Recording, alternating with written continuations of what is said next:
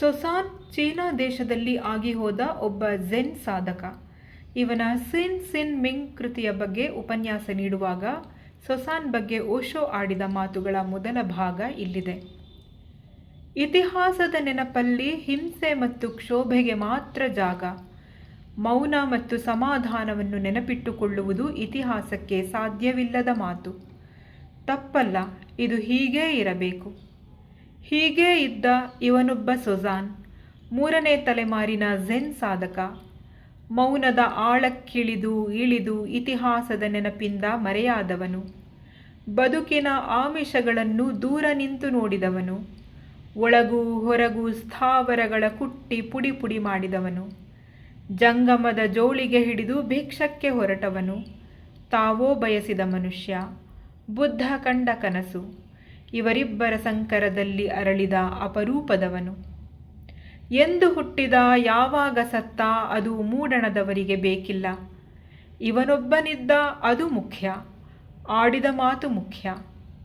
ಮಾತು ಎಂದರೆ ತಪ್ಪಾದೀತು.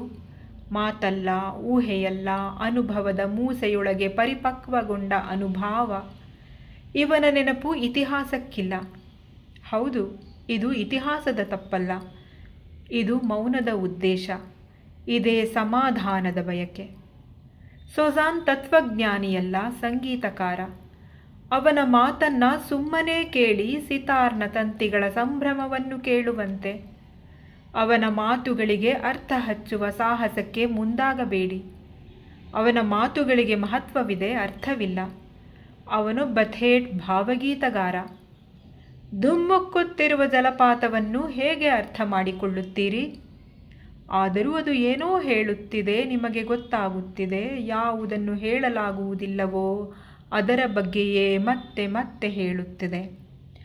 ಅವನ ಮಾತನ್ನು ಬುದ್ಧಿಯ ಹೊರೆಗೆ ಹಚ್ಚಬೇಡಿ. ಅದು ಬುದ್ಧಿಯಿಂದ ಹುಟ್ಟಿದ್ದಲ್ಲ. ಮೌನ ಕಳೆತು ಕಳೆತು ಹೊರಸೂಸುತ್ತಿರುವ ಸುಗಂಧ ಇದು. ಸುಮ್ಮನೆ ತನ್ಮಯರಾಗಿ. ಈ ಸುಗಂಧ ನಿಮ್ಮನ್ನು ಹೊಕ್ಕು ನಿಮ್ಮ ಕಣಕಣವನ್ನು ಘಮಘಮಿಸಿ ಮತ್ತೆ ನಿಮ್ಮನ್ನು ಪ್ರಕೃತಿಯ ಮಡಿಲಲ್ಲಿ ಮಲಗಿಸಿ ಲಾಲಿ ಹಾಡುತ್ತದೆ.